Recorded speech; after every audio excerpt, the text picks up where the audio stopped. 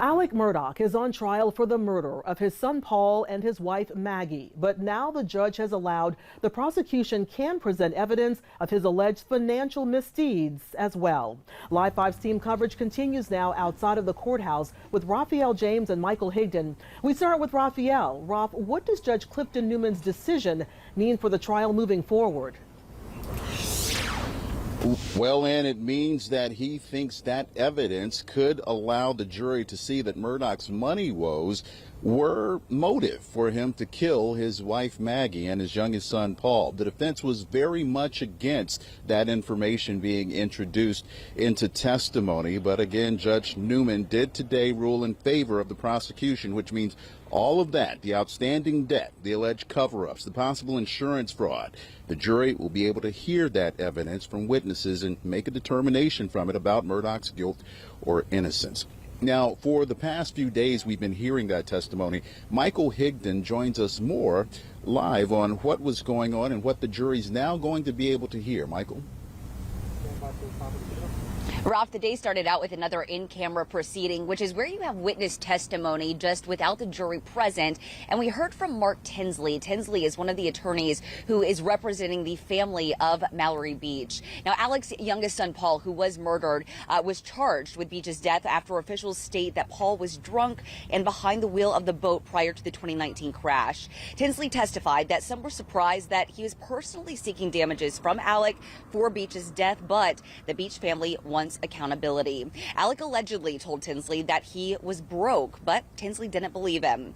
Tinsley testified that they were willing to work with Alec regarding a payout. For instance, he could sign over Moselle and their Edisto Beach house and or open his personal books, and they could figure out a payment plan. On June the 10th of 2021, 3 days after the murders, Alec's financials were going to be exposed in a meeting regarding the Beach lawsuit against him.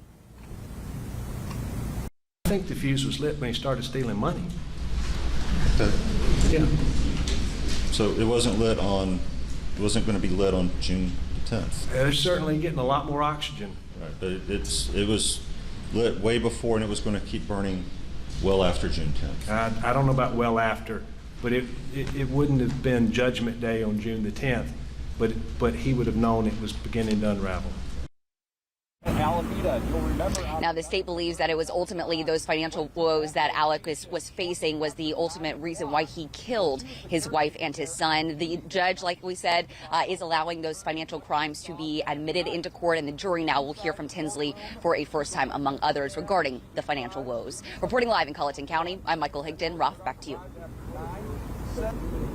All right, Michael, thank you very much. And consider this. I want to add this on. The fact that the judge admitted that testimony, those financial crimes, the alleged crimes, into testimony, that's going to potentially add several days or several weeks to this trial. We've been listening here for about 2 to 3 days from the hearing where the judge was considering it. You can expect probably about that same amount of time on the other side once the state calls those witnesses to the stand who can now testify as to those financial crimes. And that is a fact that's not lost on the jurors. One of them sent word to the judge today that he's concerned that this trial will go longer than the 3 weeks. They were okay with the 3 weeks, but they're concerned about what happens if it goes longer. Reporting from the Colleton County Courthouse, I'm Raphael James. Back to you.